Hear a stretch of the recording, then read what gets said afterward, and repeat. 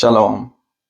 So today we're going to talk about the battle between love and lust. Now, in order for us to get to the bottom of this or discerning this, we have to have understanding on what is love and what is lust. The scripture says, with all thy getting, get understanding, right? So now the question is, what you're going to ask yourself is, what is love? But you're not ready to answer that question yet. Let's move to the next thing. These are some of the people that we say we love, and also some of the things that we say we love sometimes, right? And even if we might not like some of them now, at some point we would usually say we love them. I love parents, children, spouse, job. Positions could be your position at the job or your status in society. You love that, right? Your house, your car, your phone. Some people say they love smoking, drinking, drugs, whatever it is, right? So this is how we relate to our love, through these objects, right? Now let us go back to the question. What is your understanding of love? How do you define that? You know what the world says about love, but what do you say? Do you speak their same language? Do you define it the same way they do? How do you experience this love? All right, so in the Hebrew, this word is, let's just write it here.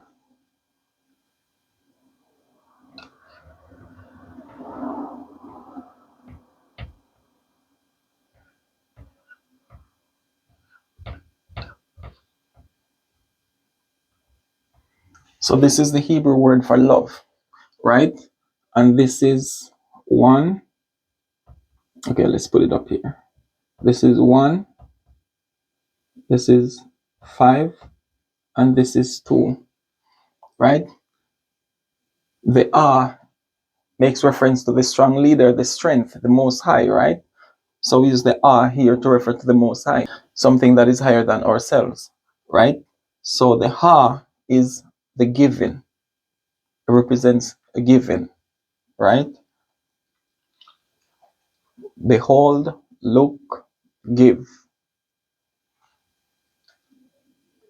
The is the word for house or inside. So what it is telling you about love is when one gives to two, when one gives to another. So that is what love is. So in defining the word love, love is the giving essence of the spirit in each of us, right? Because remember, the spirit has many attributes, but that giving, we call it love. That's how we reference it, right? Just like you have compassion, that would be the forgiving essence in us. It's compassion. Same spirit, one supreme spirit, different attributes, right? So that's just an example. So love is the giving essence in each of us, right? We all possess that quality naturally.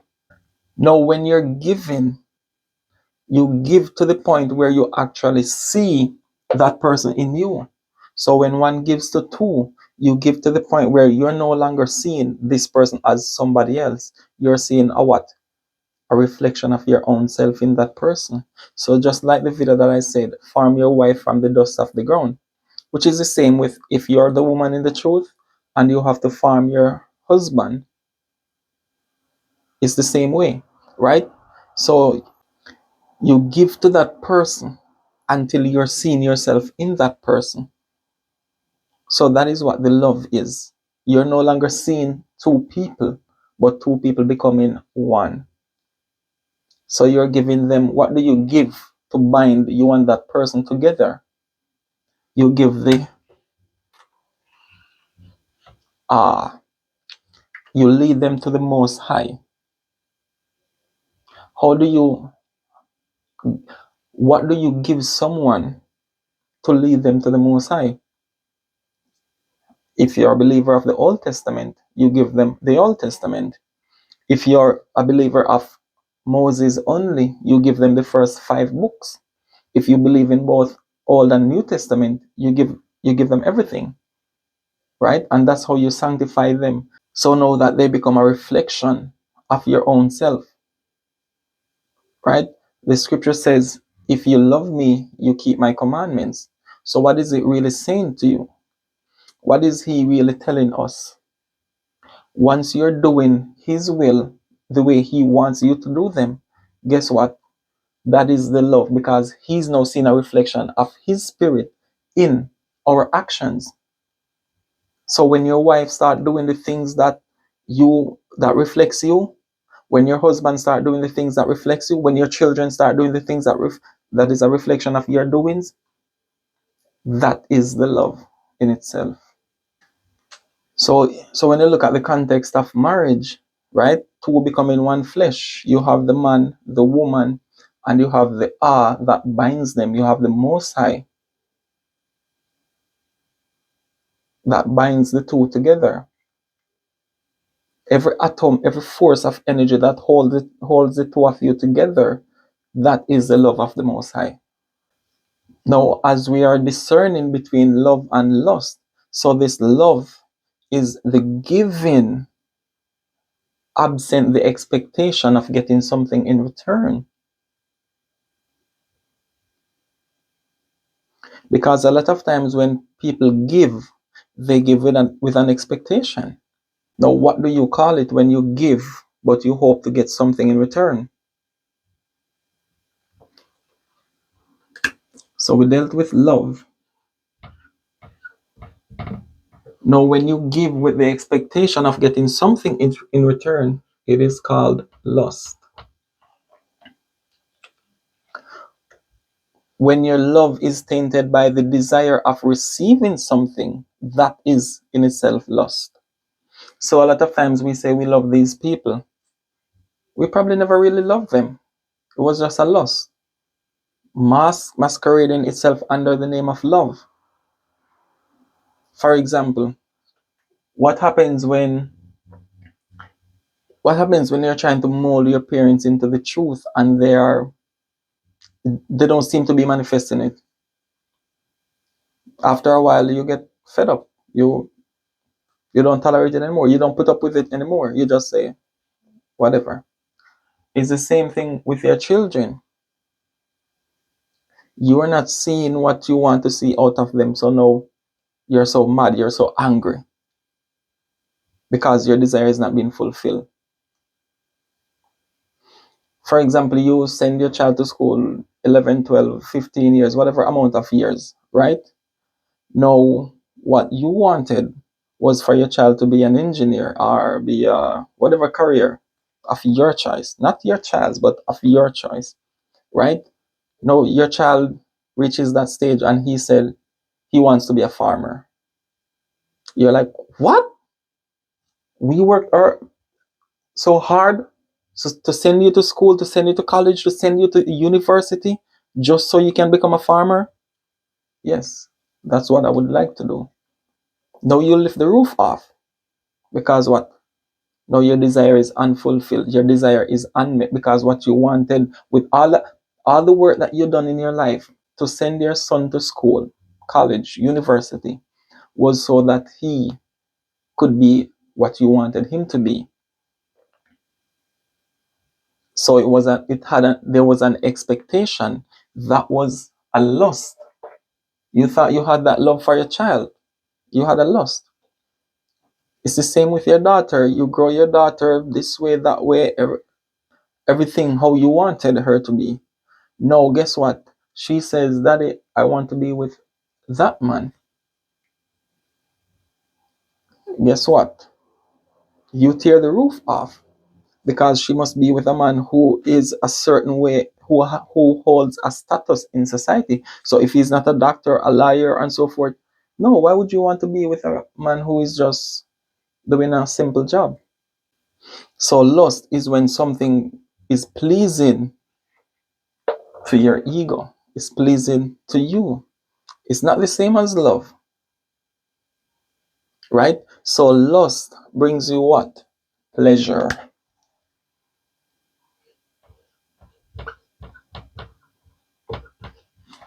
When you do something out of love, what does it bring you? For example, Adam and Eve in the garden, don't eat of this tree of knowledge good and evil. It was bringing pleasure to them, because what pleasure normally do is, in the moment, it makes you feel good. Today and tomorrow you feel good.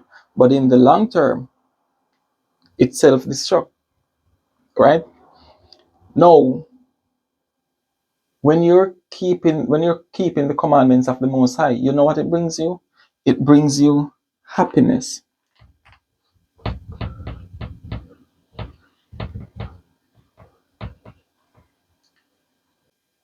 Happiness. You do not need to acquire objects to be happy. Objects cannot bring you to this state.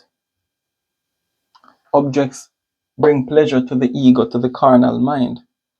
And this is why your job, your position, your status, your house, your car, your phones, smoke, drinking, drugs, whatever object, they can only bring you pleasure, but not happiness. Pleasure because it calms your mind for the moment. It silences your mind. For example,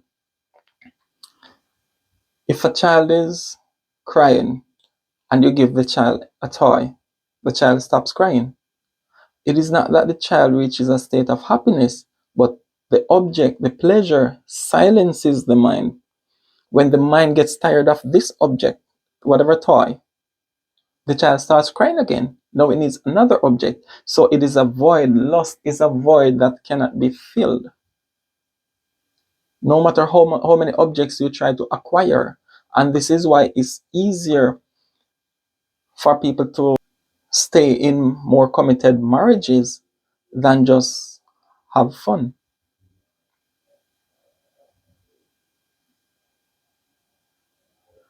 They need objects that bring pleasure. So they have to be doing this with that person, this person, over here, over there, rather than just sharing their being with the other person. No objects, just you and your spouse and the word of the Most High. No, what happens with this happiness is there can be a veil. What is it that veils this happiness? Stress.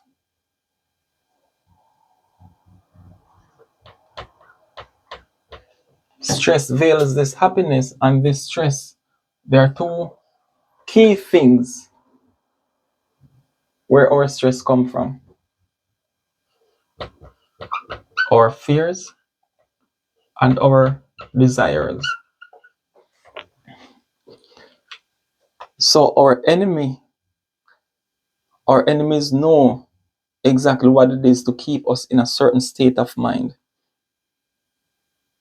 We live in a world that is designed to operate on two things.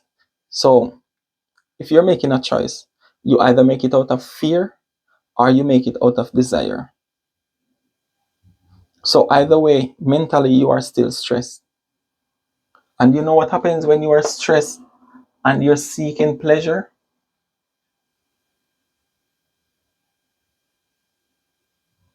It leads to what is called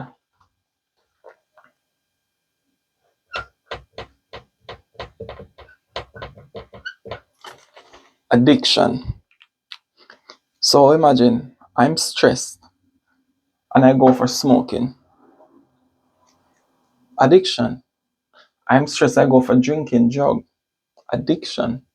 I'm stressed. You know what also I want? A relationship. Relationship. Addiction. These relationships don't last because it's just getting pleasure to stimulate the mind for a moment. This is why people move from relationships to relationships to relationships. They're not happy. They are just a bunch of stressed, broken people seeking pleasure. Right? The phone that you love. You love this phone so much, but guess what? Now it has been saying no network for the last 3 days. What happens to the love that you have for the phone? You probably throw it in the water. You didn't love the phone. It was just a loss. Take away the network, it has no use for you. It has no use to you. It does not bring you any pleasure anymore. You cannot do anything. You cannot send a phone call. You cannot send text messages. You cannot connect with people virtually anymore.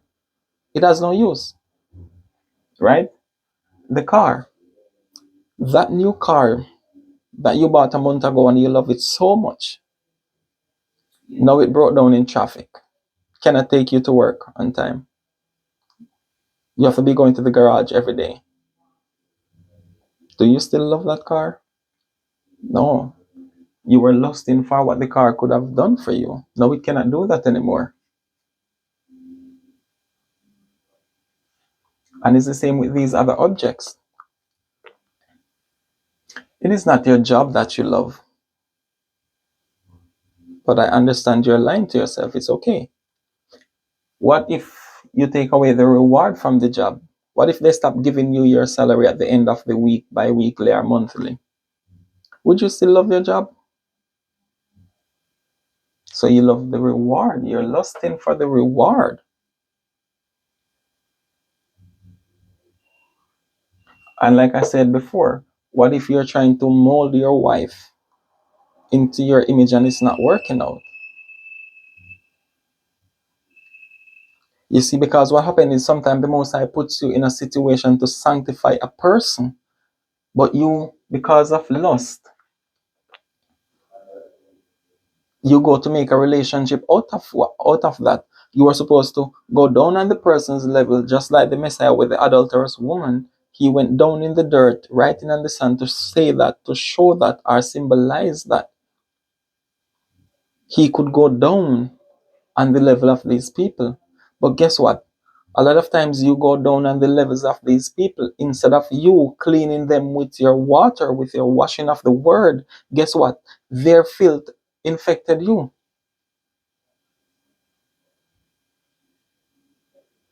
Because you're doing something that was not part of what the Most High ordained. He didn't send you over to Galilee to get infected. He didn't send you over to whatever, Bethlehem over there, Judah, wherever.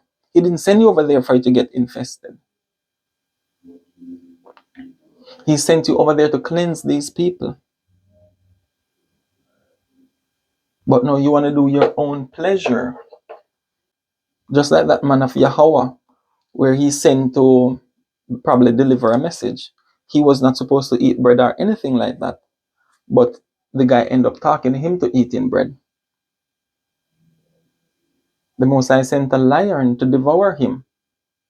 So it's the same way with these relationships that we're engaging in with people who are broken, are not whole, or complete, are not sanctified.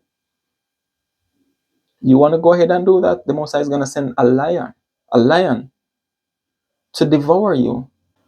That lion is going to manifest through his or her behaviors. He or she is going to become a lion in your house, a lion in your life.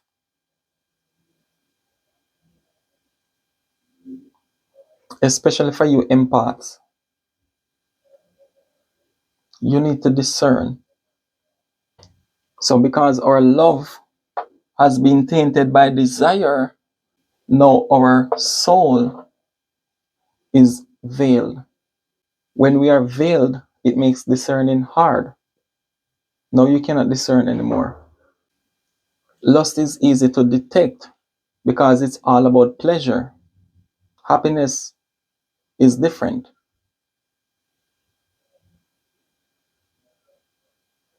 You say you love this flower, you take it out, put it in your wife's hair, it dies. You see, you're in the moment, but in the long term, it is destruction. If you love the flower, you take water, you pour on it. You say you love the fish, but instead of going there with fish feed, you go with a hook and a line or a spear to kill it, eat it.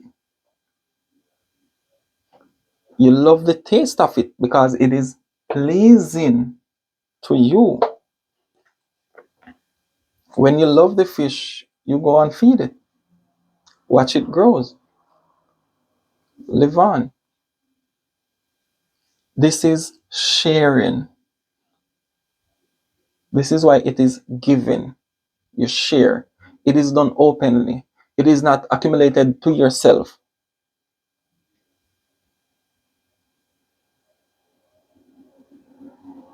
You want to go see this woman, but you can only see her when it's dark, late at night when everyone is asleep. It is a lust. Love is shared. So guess what? Your wife's gonna come over. You're gonna invite your family, your friends. You're gonna have dinner, whatever it is. You're sharing. It's not done out of lust. It is not pleasing to your ego. You share with others. You know what kills your happiness? Seeking things that are pleasurable. The more pleasure you seek, is the more you veil your happiness. For example, for example, a person who masturbates a lot. You know what happens? No, she doesn't have any. No, she cannot enjoy a man's company if she's not touching herself or stimulating with some other of her toys. It's the same for a man. No, he cannot reach to that point if he does not finish it himself, unless she has walls as strong as his hands, right? You're so accustomed to having fun with random people just for a night or two, so you cannot be in a relationship. You have killed that part of you. Too much pleasure. I hope this brings you clarity and this and discerning between lust and love, so you can watch how attached you are to the outcome of what you are doing. If you only want things your way, otherwise you're not going to give. Shalom.